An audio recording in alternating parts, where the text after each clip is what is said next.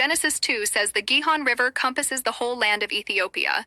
There is only one Ethiopia. 2 Chronicles 32 and 30 tells us that King Hezekiah of Israel redirected the Gihon River and ran it to the west side of the city of David. So, unless King Hezekiah somehow crossed the Nile with the Gihon River, ran it through northern Africa, and sent it to water the west side of Palestine where an entire sea is located, then the conclusion is clear. The Holy Land must be in Africa, near Ethiopia. If Torah didn't say it, why do you believe it?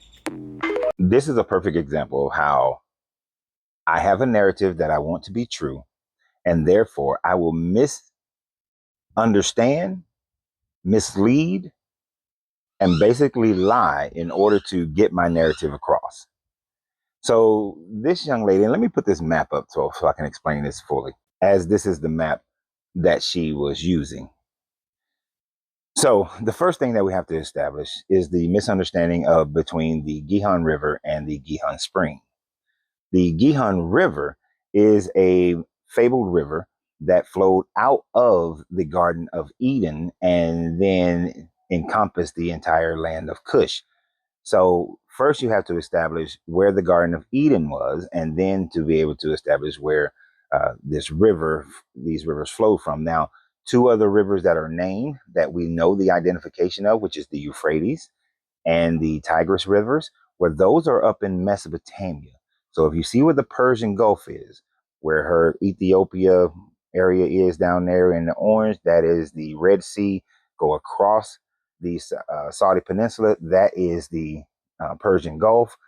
The river that is flowing directly north out of that, that is the Euphrates River. So the Euphrates River and the Tigris River are located in those areas. The other two rivers, the Pison and the Gihon, are supposedly coming out of that same river, coming out of the Garden of Eden, which would include the Euphrates and the Tigris. Now, there's a problem. The Euphrates rivers flow south into the Persian Gulf, which means that it has to originate up north. We know that the Euphrates River and the Tigris River, they come from the mountains of Turkey. So they are way the hell up here, right? North, flowing out of Turkey. So if the Garden of Eden emerges, use that. If the rivers emerge out of Garden of Eden, then the Garden of Eden would have to be in the mountains of Turkey. Now, this doesn't fit the narrative, though, because she wants it to come out of the Gihon River that is named right now out of Ethiopia. This river was not called the Gihon River until the time frame of Josephus, is when it was become widely known as the Gihon River. It might have been known by that prior to the time frame of Josephus, but not so much. The local people in Ethiopia called it the Abe River, which we call that today the Blue Nile. And so you have the Blue Nile and the White Nile, because the Blue Nile encircles Ethiopia, but the Blue Nile then feeds into the Nile River, and the White Nile feeds into the Nile River and flows north into the Mediterranean Gulf. So it was not called the Gihon by the people of Axiom, who were who were there during the earlier time frames of Josephus and whatnot, the DMT or the Mit, whichever name you want to use it, even prior to that, or the Sebians. They would have not called this the Gihon River, as it wouldn't have been associated with the Bible. But since people started associating with Israel in and around the 1st century after Roman conquest, then it started being associated with biblical names like the Gihon, since Ethiopia was now being referred to as all Africans. Understand, there was Egyptians and then there was Ethiopians. Egyptians were the people in the land of the Nile. Ethiopians was anybody else in Africa that they knew about. Not just the landmass that is now called Ethiopia, but anyone who had a burnt face, as they like to call it, which is what the word Ethiopia means. They were Ethiopians. So you could have been from Sudan, South Sudan. You could have been from Mali. You could have been from Senegal. You were considered Ethiopian. It didn't matter. To those Mediterranean people, all Black people were Ethiopians. So the Bible saying Ethiopians doesn't indicate where the landmass by which they speak of. Now, with that understanding, there was a people who were in and out of Mesopotamian history.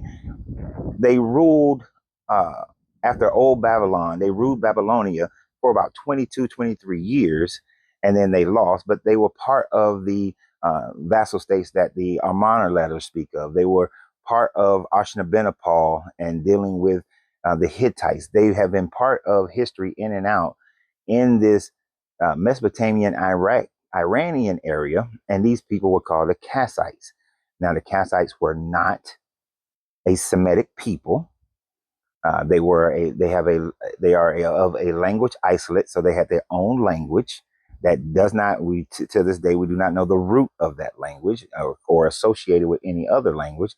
But these Kassite people, who Herodotus said was probably a Asiatic Ethiopian people.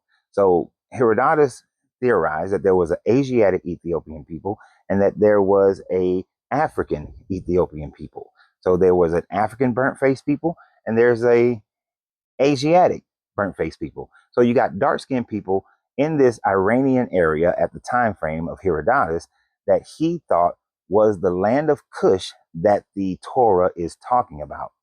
And later scholars in the in the late 1900s and the early 2000s, there are a few scholars who think that Herodotus is that based on Herodotus' work, that these were people, and the Gihon River that circled the Kassite people's land and then flowed in the direction of the Persian Gulf would have, that Kassan River was the Gihon River that has been favorably talked about. So we have to understand that. So there was a different people. Now, the biggest problem is when she talked about Hezekiah. She is misinterpreting, misleading, mistranslating Gihon Spring and Gihon River.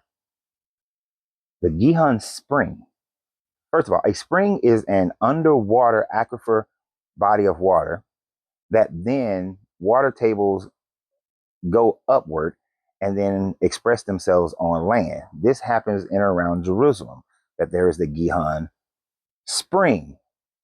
This is not part of the Gihon River, but an underwater aquifer that springs up to the surface and then has a small stream, river flow, not even a river size in most cases. Oftentimes, lakes are fed by springs underwater water tables. What Hezekiah did was take the spring, the Gihon Spring that flowed outside of the walls of Jerusalem, that was used for irrigation, that was used as a water source, knowing that Sennacherib was most likely going to attack Jerusalem. He had tunnels built underneath the walls of Jerusalem to the Gihon Spring, so that the water from the spring wouldn't encircle Jerusalem, but would flow into the city walls and form a pool called the Shalom Pool. This is nowhere near the same as the Gihon River that is mentioned in Genesis 2. Genesis 1. Genesis 2. In Genesis 2. Has nothing to do with it. This is an entirely different body of water. So for all the people in that video who was, oh girl, yeah, Egypt, Africa was where the Holy Land, and Africa is where all these rivers come from.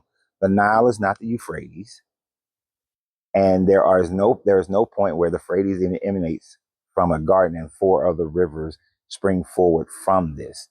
The White Nile and the Blue Nile feed into the Nile River. Just two rivers, right, is at the meeting point. That is not it. The Garden of Eden, if it ever existed, is probably under the Persian Gulf. And there's so much more history to it. And a spring and a river are two very different things. So stop trying to force your narrative and just accept the truth that this book is nothing more than fables and fairy tales. So y'all have a great day. And always remember, you have to free yourself to be yourself, because your greatness is non-negotiable. Good journey, good vibrations.